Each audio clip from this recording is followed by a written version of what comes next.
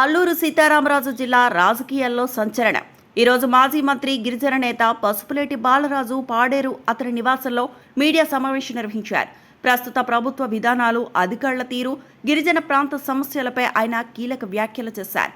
పాడేరు డివిజన్లో రోడ్లు, త్రాగునీరు, మెడికల్ కళాశాల అభివృద్ధిపై ప్రభుత్వం నిర్లక్ష్యం వహిస్తుందని మాజీ మంత్రి బాలరాజు ఆరోపించారు.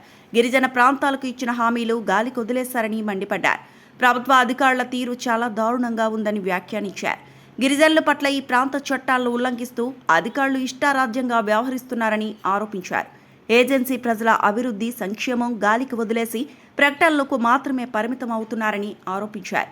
ఎక్కడా అభివృద్ధి చేయటం లేదని, ఇది ప్రజాస్వామ్యానికి గొడ్డలి పెట్టు అని వ్యాఖ్యానించారు. గిరిజన ప్రాంత ప్రజల తరపున పోరాడతామని, అవసరమైతే దీక్షలు, ధర్నాలు చేస్తామని బాలరాజు హెచ్చరించారు. ప్రజా సమస్యలపై రాజీ లేదని, గిరిజనుడి కన్నీరు తుడిచే వరకు మా పోరాటం ఆగదని, ప్రభుత్వం వెంటనే స్పందించకపోతే జిల్లా వ్యాప్తంగా ఆందోళన కార్యక్రమాలు ప్రకటిస్తామని అన్నారు. మొత్తానికి మాజీ మంత్రి బాలరాజు ప్రెస్ మీట్తో పాడేరు రాజకీయం వేడెక్కింది. ప్రభుత్వ వైఫల్యాలపై, అధికారుల తీరుపై ఆయన చేసిన ఆరోపణలకు అధికార పార్టీ ఎలా స్పందిస్తుందో చూడాలి. ప్రజా సమస్యల పరిష్కారానికి ఇరుపక్షాలు ముందుకు వస్తాయా అనేది వేచి చూడాలి. బెంగళూరులోను, ఢిల్లీలోను అనుమతులు తీసుకుని వచ్చాం. ఒక్క బీఈడి కాలేజీ కూడా లేదు. ఎంతోమంది పాపం దూర ప్రాంతాలకు వెళ్ళి బీఈడి చేయాలని, డిఎడ్ చేయాలని వారి సర్టిఫికెట్లు, వారి తాలూకు అప్పులు ఆ కాలేజీల్లో కట్టాల్సిన డబ్బు కట్టగా అనేక మంది తాలూకు సర్టిఫికెట్లు ఉండిపోతున్నాయి. అలాగే దేశం మొత్తం మీద 45 నాకు పూర్తిగా కరెక్ట్గా తెలియదు, కానీ 45 పైసలకు ఐటీఐలు మంజూరైతే ఒకసారి 6-5 సంవత్సరాలు అవుతుంది. మనకి ఇక్కడ ఉక్కంపేట దగ్గర గరుగుబిల్లి అని చెప్పేసి ఒక ఐటీఐ శాంక్షన్ అయింది. గడిచిన 4-5 సంవత్సరాల క్రితం 4-3 సంవత్సరాల వరకు స్థలం ఇవ్వక, అక్కడ డబ్బులు రాక, అది చేయక, అది గరుగుబిల్లి ఎట్టు విశాఖపట్నం అని రన్ చేస్తూ ఉన్నారు. ఎందుకు ఈ దుస్థితి? ఎవరికి ఎందుకు పట్టట్లేదు? కొత్త ఐటీఐలు, కొత్త ఇన్స్టిట్యూషన్స్ మీరు ఇవ్వద్దు. ఉన్న వాటికైనా కావాల్సిన స్థలం సేకరించి, వాటికి స్థలం ఇచ్చి, వాటికి కావాల్సిన ఇన్ఫ్రాస్ట్రక్చర్ ఇవ్వాల్సిన అవసరం ఉంది. దానికి సంబంధించి ఆ రోజున్న పిఓ గారితో, జాయింట్ కలెక్టర్తో మాట్లాడి కరెస్పాండెన్స్ చేస్తే స్థలం ఇస్తానికి ఒప్పుకున్నారు. అలాగే డబ్బు కూడా 4 crores శాంక్షన్ అయింది. అలాగే ఇక్కడ టెంపరీగా నేను ఆ ప్రిన్సిపాల్తోనూ, తర్వాత సంబంధించిన అధికారులతో మాట్లాడి ఐటీడీఏలో కొంత మనం టెంపరీగా అకామిడేషన్, ఇవన్నీ కూడా ఈ ప్రాంతానికి పనికొచ్చే అంశాలు. వీటిపైన ఎవరు యంత్రాంగాలు, వ్యవస్థలు ఎందుకు ఆలోచన చేయట్లేదు? ఎంతసేపు ఎక్కడో ఏదో దేనికోసమో ప్రయత్నం చేస్తామంటున్నారు. ఇక్కడ ఎవరైనా ఈ స్థానికులకు, స్థానికంగా అర్హత ఉన్నటువంటి వాళ్ళకి, అడిగిన వాళ్ళకి 1 సెంటు భూమి కూడా, నాకు తెలిసి ఏజెన్సీ ప్రాంతంలో 1 సెంటు భూమి కూడా ప్రభుత్వం తరఫున ఒక చిన్నది ఏదైనా ఒకటి పెట్టుకుంటాము, నేను వ్యాపారం చేసుకుంటానంటే ఇచ్చిన దాఖలాలు లేవు. పరిశీలన చేసిన దాఖలాలు కూడా లేవు. ఒక ఉదాహరణకి మీకు బంకులు సంస్థలు ఆయిల్ సంస్థలు నోటిఫికేషన్ ఇస్తాయి. అనేక మంది అవి రిజర్వ్ చేసి ఇస్తారు, ఏ కేటగిరీకి ఎక్కడెక్కడ అనేది.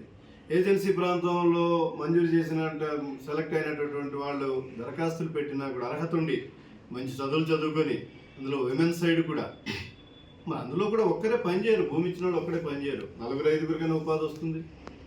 ఆ 4-5 జీతాలు ఇవ్వాలి. అది కూడా ఒక ప్రాజెక్టే. ఎంతసేపు మేము 90 పైసలకి ఇస్తాము, రూపాయికి ఇస్తాము, 2 రూపాయలకి ఇస్తాము అని చెప్పి పెద్దవాళ్ళ కోసం ఆలోచిస్తున్నారు. కానీ ఇక్కడ స్థానికంగా ఏది అవసరం, ఎవరికి అవసరం అనే ఆలోచన అయితే ఏ వ్యవస్థకి లేదు, ఏ యంత్రాంగానికి లేదు. చాలా బాధాకరమైన విషయం. ఒక్కరికైనా బంకు పెట్టుకోవడానికో, లేకపోతే ఒక సంస్థ పెట్టుకోవడానికో, అటు సంస్థ మీన్స్ ఒక చిన్న వ్యాపారం పెట్టుకోవడానికో, వాళ్ళ స్థాయికి తగ్గట్టుగా మాకు స్థలం కావాలని అంటే ప్రభుత్వం ఇచ్చినటువంటి దాఖలాలు అయితే మాత్రం ఎక్కడా లేవు. ఎందుకు ఈ రకమైనటువంటి వివక్షత? మీరు పరిశీలన చేయండి. కనీసం అర్హత ఉంటే ఎంక్వైరీ చేయండి నిబంధనల మేరకే. మీరు నిబంధనల మేరకు ఏ పని చేయకుండా ఎంతసేపు యంత్రాంగాలు, అటు వ్యవస్థల్ని మెప్పించడానికి కోసం అని చెప్పి యంత్రాంగాలు ఒక చక్కని ప్రకటన చేయడం, కాలయాపన చేయడం. దీనికి అంతటికి ఏంటంటే కారణం ఒకటి, నేను రెండు అబ్జర్వ్ చేశాను. ఇక్కడ మన అవసరాలు ఎక్కువ.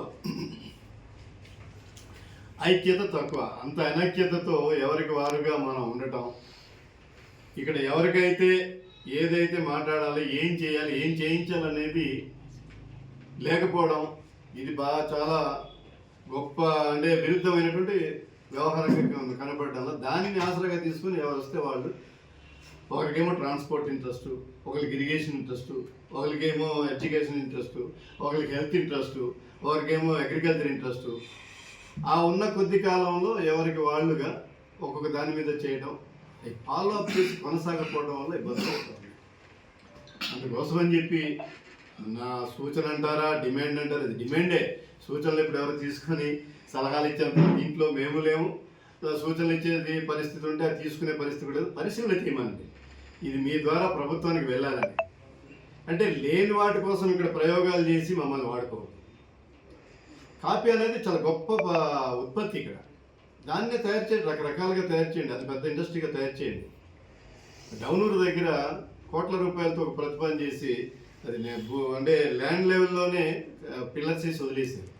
10 మందికి ఉపయోగపడుతుంది. అది గూడెం కొత్త వీధిలో ఒకటి. పరిశ్రమలు అంటే ఈ రకమైనటువంటి ఇక్కడ అగ్రికల్చర్ బేస్డ్ పరిశ్రమలు, వ్యవసాయ ఆధారితమైనటువంటి పరిశ్రమలు. ఇక్కడ ఏది ఉత్పత్తి అయితే దానికి సంబంధించి మీరే కొత్త యాపిల్ చేస్తారు, మొక్క వస్తుంది, కాయదు. సైంటిస్టులే చెప్తున్నారు, అది విత్తనాలు ఇస్తున్నారు, మొక్కలు వస్తాయి, కాపు కాయదు, సరైన ఉత్పత్తి రాదు, దిగుబడి రాదు. ఉన్న వాటిని చేయండి. మీరు ఎక్కడ కూడా ఆ దిశగా ప్రయత్నం చేయడం లేదు. ట్రాన్స్పరెన్సీ లోపించింది, ఇక్కడ పారదర్శకత లోపించింది. జరగాల్సినటువంటి పద్ధతిలో జరగటం లేదు. అదృష్టం కొద్దీ ఆ ఎన్ఆర్ఈజీఎస్ అనేటువంటి పథకం ఉంది కాబట్టి 4 పనులు చేశారు. అన్నిటికీ అవే డబ్బులు. ఆ డబ్బులు ఏంటంటే ఎవరికి చేరాలో నిజమైనటువంటి కూలీ చేసుకుంటే వాళ్ళకి 3 నెలలకి 4 నెలలకి వాళ్ళకి డబ్బులు రావట్లేదు. కానీ అదే డబ్బులతో చేస్తున్నటువంటి పెద్ద పనులకి మాత్రం పెద్ద వాళ్ళకి యంత్రాంగాలు, వ్యవస్థలు నచ్చిన వాళ్ళకి, మెచ్చిన వాళ్ళకి, వాళ్ళు అపాయింట్ చేసుకున్న వాళ్ళకి మాత్రం కోట్ల రూపాయలు మీకు బిల్లులు అయిపోతూ ఉంటాయి. ఎందుకు ఈ వివక్షత? అంటే ఎవరు మాట్లాడరు, ఎవరు